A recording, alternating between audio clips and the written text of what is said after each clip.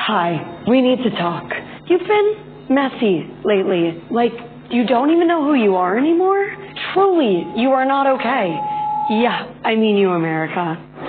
I'm Grace Weinstein from The Recount, and every week I'm going to be your guide to the good, the bad, the bullshit, and all the things you didn't know you need to know. We're talking where the House of Representatives meets the Hype House. That's a crime. Red carpet romps and last-second game-tying shots. Stick with us if you're not afraid to dream of things you've never seen, like fairy dust and unicorn urine. If you want to escape the planet, but not with these guys. If you're averse to the metaverse. If you want to check in on everywhere. From the Bronx to the beach. If you think about Beyonce as much as Tom Brady. Or if you're as concerned with the NBA's new balls. This basketball is literally the worst basketball ever. As you are with Nikki's cousin's friend's balls. Child. Anyway, so now that we're on the same page, we're going to keep it real, we're going to keep it cute, and we're going to keep it moving on the things that really matter. Tensions are flaring up between an NBA player and an international authoritarian regime. The lights go down on two American artistic geniuses, and all bets are off with a new COVID variant hurtling our way. I'm Grace Weinstein, and I'm asking, what the f*** So we've got another variant on our hands, which means like we're going to need more hands soon. And our leaders seem to have a grasp on neither controlling its spread nor calling it by the right name. Omicron. It's Omicron, babes. This is the fraternity row of novel coronaviruses, people, and we're about as confident in these Greek words as freshman boys at a syllabus week frat party. Anyway, COVID was apparently ready for a new era, reinventing herself once again. And we don't know enough yet about what kind of punch Miss Omicron is packing. If it's stronger than our current vaccines, then yeah, we're kind of But there's some new evidence it might actually be weaker than Delta. We just don't know yet. So if anxiety is your virtue rather than patience, you are not alone. But let's get one thing straight. Scientists in South Africa discovered this strain. Let me say that again. Discovered it. Why the emphasis? Because this strain likely did not originate in South Africa. It has nothing to do with the South African people or the continent of Africa as a whole. So let's learn a lesson from the OG COVID wave about being conscious about our language. We don't want to sink to these levels. It comes from China. Chinese virus. China. It's not racist at all, no. Freedom, my name is Enes. Quick aside, do you know how happy it makes me to be able to talk about my Boston Celtics in the inaugural episode of this show? Like 2008 Kevin Garnett, anything is possible levels of happy. Here's the scoop. This is Enes Kanter Freedom. 29 years old, born in and banned from Turkey, 6'10", decent offensive rebound machine, and outspoken anti-authoritarian human rights advocate? Yeah, you got that right.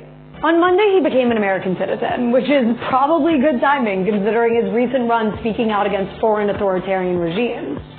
Chinese President Xi for human rights violations against Tibet and the Uyghurs. The NBA, Nike, and LeBron James for maintaining their business relationships in China. And being on Turkey's wanted list for criticizing President Erdogan's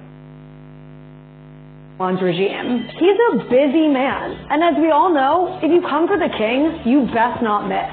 It looks like Mr. Freedom is just getting started and already stepping in it. He went on known human rights advocate Tucker Carlson's show to say this. People should feel really blessed and lucky to be in America. They should just keep their mouth shut and stop criticizing the greatest nation in the world, and they should focus on, their freedoms and their human rights and their democracies. Buddy, guy, this you?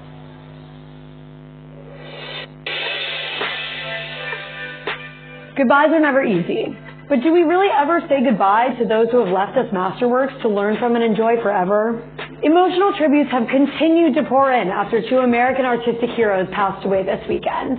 Stephen Sondheim, 9-time Tony Award winner, to whom we owe the greatest of musical theater's creations, like West Side Story, Sweeney Todd, and Into the Woods, died at age 91. I like to change styles. That's one of the things that appeals to me. It has to be some unknown territory. It's got to make you nervous. If it doesn't make you nervous, then you're going to write the same thing you wrote before. And Virgil Abloh, the 41-year-old multi-hyphenate creative genius behind brands like Off-White and Louis Vuitton, the man who wasn't for the culture because he was the culture. You can't waste even a day subscribing to what someone thinks you can do versus knowing what you can do. What unites them? All of the tributes I saw noted their willingness to mentor, encourage, and bring other people into their own greatness. I like to think that they're being called upon to beautify and electrify another world that needs them more than we do.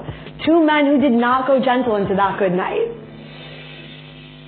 Now for a chaser. Robyn Rihanna Fenty. Hit machine, Met Ball queen, makeup maven, cultural icon, wine glass thief, and now national hero. Barbados, the small Caribbean island the singer hails from, officially ended 400 years of British colonial rule this week, becoming an independent republic. One of its first acts bestowing the title of national hero on its most famous native daughter, the Right Honorable Robyn Rihanna Fenty. May you continue to shine like a diamond and bring honor to your nation. Next up, Fenty government. Today's takeaways: prioritize your health, give people their flowers while they are with us, and stand up for what you believe. Be well, besties.